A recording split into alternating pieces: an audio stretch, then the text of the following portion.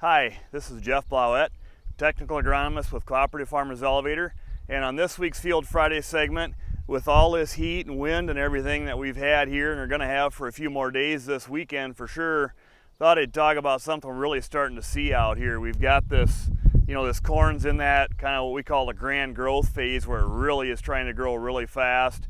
It's trying to do a lot of stuff. It's trying to take up a lot of nutrients. Obviously, when it's doing that, it's trying to take up a lot of water as well. But we're running into this, 90 to 100 degree temperatures here with some wind. So we're starting to see a lot of this corn kind of roll its leaves in the afternoon. We've all seen that plenty of times before, but I thought I'd talk about that a little bit.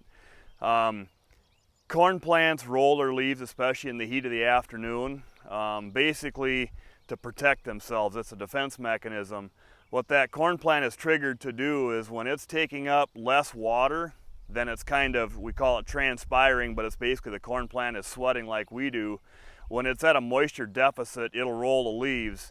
When it does that, it's kind of trying to make itself smaller. When it rolls its leaves, it's catching less of the sun, making it, trying to do everything it can to make itself smaller and catch less heat as a protection mechanism.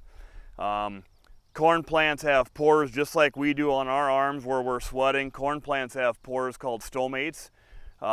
They open up and close. They're really, microscopic, but that's where their moisture leaves them from. That's why in the upper Midwest, when we're in corn country, it gets so hot, and mainly it gets so humid in the summertime because all these acres of corn are putting moisture into the atmosphere that they're taking up. So that's kind of the reason for our humidity.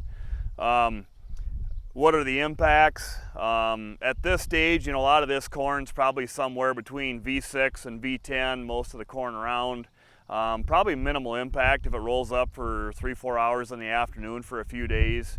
As we get later in the season, we get more towards tasseling and pollination time if corn's rolling up. That has a lot more of an impact on the corn as far as yield potential, but hopefully we don't get to that. But just wanted to touch on that, something we're all seeing here now.